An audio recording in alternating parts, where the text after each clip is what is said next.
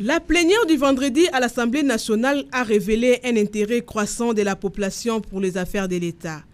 Un groupe de compatriotes mécontents de ce qu'ils considèrent comme outrage et manque de respect au chef de l'État par certains députés qui intervenaient sur l'inconstitutionnalité réelle ou factice des ordonnances signées par le président de la République sont venus en nombre les faire savoir au bureau de l'Assemblée nationale.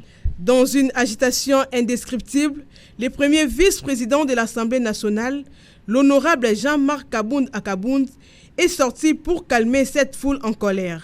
Habituée à ce genre de rencontres mouvementées, la foule qui scandait des cris hostiles aux élus n'a pas permis à Jean-Marc Kabound Akabound d'apaiser la tension des combattants déterminés à rencontrer l'honorable présidente de l'Assemblée nationale, Janine Mabunda.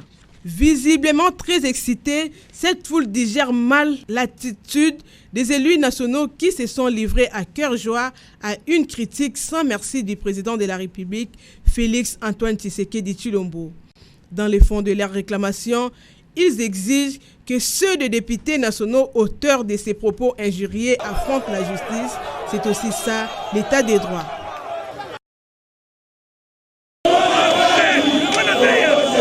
S'agit-il d'une mobilisation spontanée?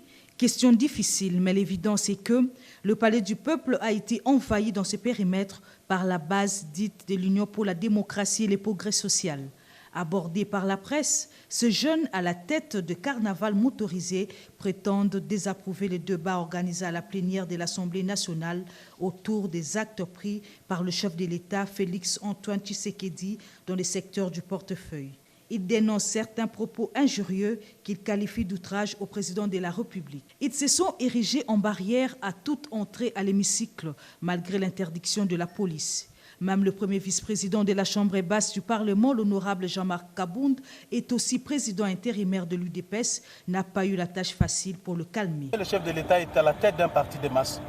Ce n'est pas facile de l'attaquer comme ça. C'est vrai que moi-même, je suis pris à partie par le même jeune. Je n'ai pas été épargné. Visiblement, cette situation tendue a donné lieu à des casses déplorées ça et là, à la grande indignation du rapporteur de l'Assemblée nationale, l'honorable Célestin Moussao Kalombombouyu. Personne n'a posé la problématique de pouvoir mettre les chefs de l'État en cause, parce que la Constitution nous l'interdit. Ce qui a été, c'était une discussion autour de la gestion des entreprises de portefeuille, mais la grande préoccupation a été celle de savoir à quand le gouvernement. Avec cette expression populaire, la démocratie est en marche dans la proximité à l'écoute du peuple, ne cesse de l'affirmer l'honorable présidente de l'Assemblée nationale, Janine Mabunda Lioko. Le gouvernement de la République s'engage à faire du développement des infrastructures aéroportuaires nationales d'une part et de la modernisation des instruments d'aide à la navigation aérienne d'autre part. L'une des actions phares de sa feuille de route dans le secteur du transport aérien. À cette fin, le vice-premier ministre intérimaire en charge des transports et voies de communication, Maître Azarias Roubero Maniwa, a procédé au lancement officiel de la seconde phase du projet prioritaire de sécurité aérienne. Une cérémonie qui s'est déroulée à l'aéroport international de Ndjili et ce devant la synergie des forces vives aéronautiques congolaises. Nous inaugurons ce jour la seconde phase de ce projet dédié à la réhabilitation et à la construction des infrastructures de l'aviation civile et du transport aérien dans notre pays. La situation du sous-secteur du transport aérien appelle notre gouvernement à s'engager à y remédier par une stratégie idoine. À cet égard, la vision du gouvernement est de promouvoir un système de transport aérien qui soit sûr, sécuritaire et efficace pour contribuer au développement économique et social du pays, tant en réseau de transport domestique, régional qu'international. Ces actions visent également à fournir une infrastructure de base prioritaire pour permettre le décollage du transport aérien dans le pays en améliorant l'accessibilité des régions éloignées. Cette série de travaux de réhabilitation, financés conjointement par le gouvernement et la Banque africaine de développement, permettra aux maîtres d'ouvrage délégués, à savoir la Régie des voies aériennes, d'exécuter dans les timings certains chantiers. Estimé à plus de 120 millions de dollars américains, l'exécution de ces travaux verra la République démocratique du Congo offrir à la synergie des forces vives aéronautiques, aussi bien nationales, locales qu'internationales, un ciel clément et un espace aérien respectant les normes intervenant en la matière dans l'aviation civile mondiale.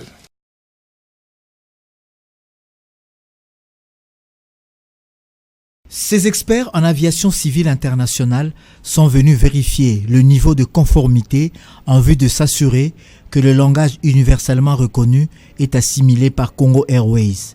L'an passé, Congo Airways a reçu la mention excellente par ces mêmes experts. Le confort et la sécurité des clients font toujours partie du souci quotidien de l'entreprise, rappelle Désiré Balaziri. C'est une obligation parce que Congo Airways a une vocation internationale.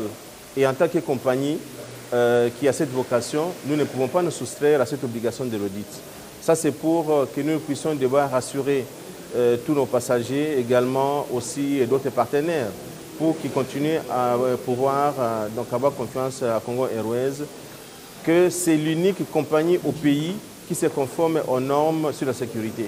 Non, c'est le renouvellement de notre AIOSA, parce que si nous-mêmes, nous étions déjà conscients que nous n'arrivons pas à bien travailler, bon, en tout cas, ça ne serait pas nécessaire qu'on puisse demander que l'audit soit là. Donc nous sommes confiants et nous voulons que les auditeurs viennent vérifier et qu'ils s'assurent que nous arrivons à mieux faire les choses. C'est pour la seconde fois, Congo Airways se livre à cet audit de portée internationale, a fait admettre le Léopard volant au sein de l'IATA, l'instance suprême de l'aviation civile internationale. Le chef d'état-major général adjoint chargé des opérations et renseignements des forces armées de la République démocratique du Congo, le lieutenant général Ami Sikumba Gabriel, en mission de service à Bunia, chef-lieu de province de l'Ituri, multiplie des contacts avec les autorités politico-administratives et les élus du peuple sur la problématique de la sécurité dans le territoire de Djougou et Mahagi en particulier et toute la province de l'Ituri en général, pour identifier les vraies causes de l'insécurité qui prévaut dans ces deux territoires et leurs commanditaires, afin de les endiguer pour trouver une solution de paix durable et définitive. Le lieutenant général Ami Sikumba Gabriel a reçu successivement les élus du peuple de Mahagi et Djougou le vendredi 7 juin 2019 et le bureau de l'Assemblée provinciale le samedi 8 juin 2019. Il a exhorté tout le monde à la paix et à vivre ensemble en tant que frères et sœurs partageant un même espace de vie. Voici la réaction des uns et des autres. Le bureau a exprimé la préoccupation majeure de ces jours de l'Ituri, qui n'est rien d'autre que la situation insécuritaire qui prévaut depuis des temps, mais ces jours qui s'est beaucoup plus aggravé. Que ce soit dans les cas de ceux-là que nous sommes en train d'appeler assaillants, mais plutôt que tous nous puissions viser quoi? Gagner la paix à la place de gagner la guerre. Ce que je peux dire à l'opinion, je pense que pour qu'il y ait la paix, c'est la contribution de tout et chacun, la population elle-même, les militaires et les autorités politico-administratives. Il y a eu des atrocités, il y a des groupements, des villages qui sont incendiés, les déplacements massifs de la population, des tueries et beaucoup d'autres dégâts. Et à cet effet, nous avons discuté avec les autorités militaires pour qu'ils puissent vraiment aller sur le terrain pour essayer de protéger la population et ses biens, comme le rôle leur revient. Et nous avons été satisfaits et nous nous sommes mis d'accord avec eux qui vont vraiment travailler pour que la paix revienne dans notre territoire de Mahagi. Cependant, au nom du chef d'état-major général des forces armées de la République démocratique du Congo, le général d'armée Mbala Moussese Célestin, il a appelé patriotiquement tous les jeunes de ces deux territoires, membres de groupes armés ou milices ethniques, à déposer les armes et à se rendre aux forces armées de la République démocratique du Congo pour l'intérêt supérieur de la nation. En prélude des assemblées annuelles de la Banque africaine de développement, deux grands événements ont sanctionné la journée du lundi 12 juin à Malabour. Un déjeuner de la presse, toutes tendances confondues, a été organisé au Sofitel Hotel Club House avec le président de la Banque africaine de développement qui a fait le point sur le thème principal de la conférence intitulée « Intégration régionale pour la prospérité économique de l'Afrique ». Une opportunité pour la BAD d'évaluer ses interventions en Afrique pour rendre rentable la zone de libre-échange. C'est très important, on ne peut pas avoir la croissance qu'il faut pour l'Afrique sans avoir l'intégration régionale. c'est pour moi les choses les plus importantes. C'est la raison pour laquelle nous avons choisi ça en tant que notre thème pour cette réunion annuelle. Quand on parle d'intégration régionale et l'impact qu'il a sur la croissance économique, il faut quand même se demander que l'Afrique aujourd'hui, c'est où au niveau de la croissance économique? Moi, je pense que l'Afrique aujourd'hui, au niveau de la croissance économique, marche très bien.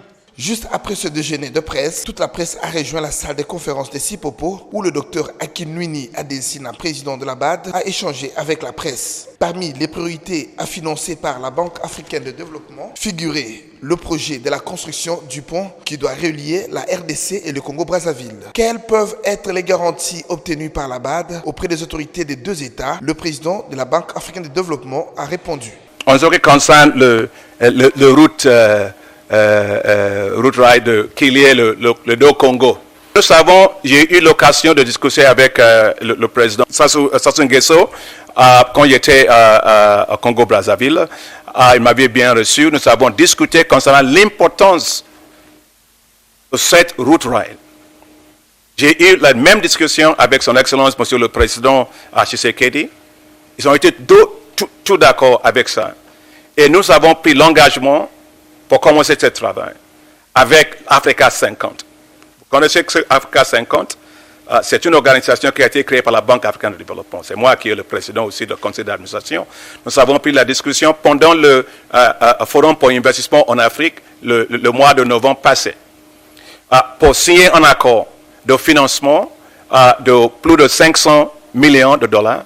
Et la conclusion des choses financières sera terminée vers le mois de novembre cette année. Donc le travail va bien démarrer. Il s'y est noté que la BAD a déjà financé le pont qui relie le Sénégal et la Gambie. À en croire le président de la Banque africaine de développement, cet acte facilitera l'effectivité du thème de l'année qui est basé sur l'intégration régionale pour la prospérité de l'économie africaine. Le go des assises proprement dites sera donné ce mardi 13 juin à Malabo en présence des différents chefs d'État africains, notamment Félix Antoine Tshisekedi Tshilombo, président de la République démocratique du Congo. La conférence de Malabo est d'une importance capitale pour la RDC dans la mesure où elle permettra au président de la République de faire entendre la voix de la RDC du haut de cette tribune parce que la Banque africaine de développement est intéressée par le projet INGA en vue de booster l'industrialisation de plusieurs États africains.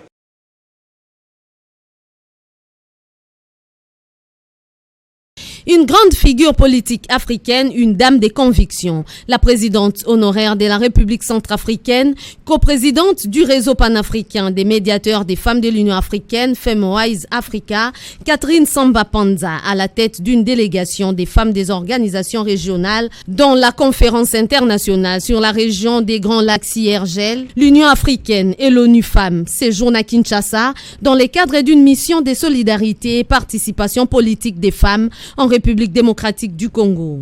De l'aéroport international d'Enjili au cabinet de travail de la ministre du Genre, Enfants et Famille, Chantal Safoulo-Poussa, cette délégation a eu des échanges avec la patronne du genre, en sa qualité de la présidente du comité technique spécialisé de l'Union africaine sur l'autonomisation de la femme et égalité du genre.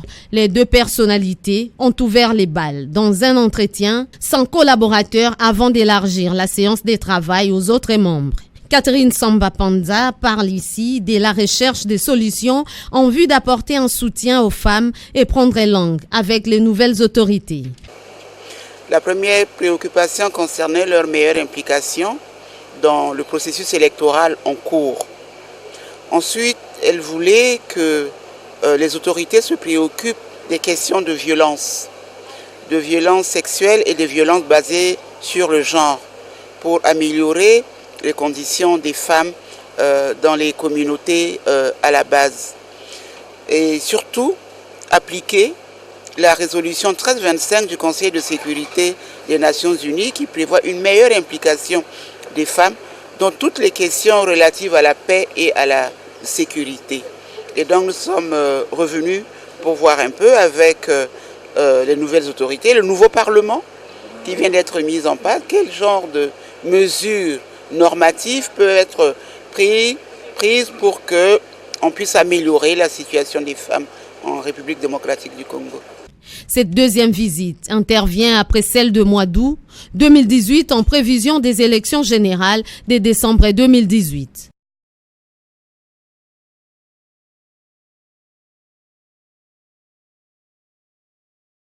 Alitée et clouée sur une chaise roulante depuis un certain temps, Madame Fideline Chibi-Tchabene, l'une des premières femmes créatrices d'emplois et des structures d'encadrement de la gente féminine en République démocratique du Congo, a reçu la visite surprise de la présidente des initiatives OLK.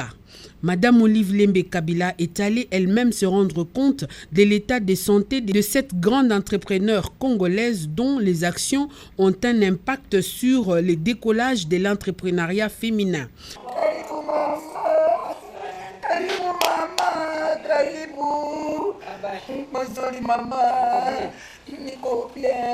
Un modèle de société pour la jeune fille d'aujourd'hui.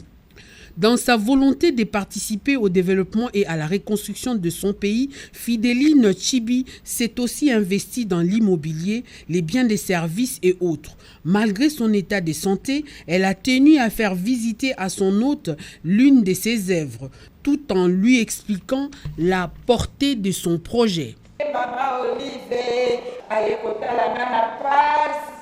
La présidente de OLK, Madame Olive Lembe Kabila, n'est pas allée les mains vides. Pour encourager cette grande militante, membre du PPRD et du FCC, elle a mis dans sa gibecière de biens de première nécessité, une manière de l'aider à surmonter ces temps d'inactivité dus à son immobilisation forcée. Une surprise agréable qui a redonné sourire à Fideline Chibi-Tchabene. La vision Tshisekedi pour le développement poursuit sa campagne de sensibilisation des jeunes sur l'autoprise en charge. Comme Ngiringiri, Barumbu, Lemba, Amisi Bouchiri, conseiller au collège diplomatique du chef de l'État et coordonnateur des Vichide, rappelle à tous et à chacun l'intérêt qu'il y a de travailler pour la République. À Yolo, précisément à Kapela, dans la commune de Kalamou, le discours n'a pas changé. Non-violence, progrès social, c'est tout simplement le patriotisme qui nous anime au sein de Vichide. Et ce patriotisme-là vient de notre leader, de notre héros national, M. Étienne Tshisekedi Wamulumba. Nous demandons au peuple congolais de se lever comme un seul homme pour que nous puissions nettoyer, arranger notre cité, notre environnement, pour que aujourd'hui ne soit pas égal à demain. Amisi Bouchiri, qui croit aux valeurs qui ont sous-tendu le combat d'Étienne Tshisekedi, ne compte pas s'arrêter en si bon chemin. Les jeunes qui adhèrent à cette vision pourront rendre propre leur environnement par le salongo volontaire et pas forcé. Ils sont alliés de l'UDPS et ont mené pratiquement les derniers rounds du combat politique aux côtés de ces partis. Ces alliés du parti présidentiel ont, en dehors de l'aspect festif des 5 ans de combat politique, ils se sont en réalité exprimés sur les questions immédiates de la politique, comme l'explique ici Jules Bavon-Mwamba, président de l'Alliance pour la nouvelle classe libérale, allié de l'UDPS. Père de l'alternance en République démocratique du Congo, nous lui demandons de pouvoir s'investir, de recréer un climat de bonnes attentes à la jeunesse congolaise, d'arrêter de se lamenter, plutôt de s'engager dans la politique avec toute l'énergie, afin de s'attendre à réclamer une nouvelle génération politique. Une activité qui a connu la participation des représentants du chef de l'État, dont les hauts représentants du président de la République, Kitenge Yezu, et les conseillers en charge des questions énergétiques et des mines. L'ambassadeur de la République de Cuba en RDC, Madame Eva Silva Walker, a franchi le portillon du ministère de la Coopération au Développement. Elle a été reçue par le ministre sortant John Kwet Mwankwet. La diplomate cubaine est venue informer le ministre de la Coopération au Développement de la tenue de la 37e édition de la Foire internationale du commerce et de l'investissement de la Havane, édition 2019, prévue du 4 au 8 novembre 2019. Et qui c'est un grand événement et qui tous les années, les gouvernements, les entrepreneurs et investisseurs tisseur cubain et connaît comme une grande foire. Et moment de réunion pour partager sur le commerce, la coopération et l'investissement à Cuba et les autres pays qui sont participants à la foire. Cette audience a été également une occasion pour les deux personnalités de partager sur la possibilité de rapprochement entre nos deux pays dans le domaine de la coopération et de renforcement de liens dans le secteur des investissements.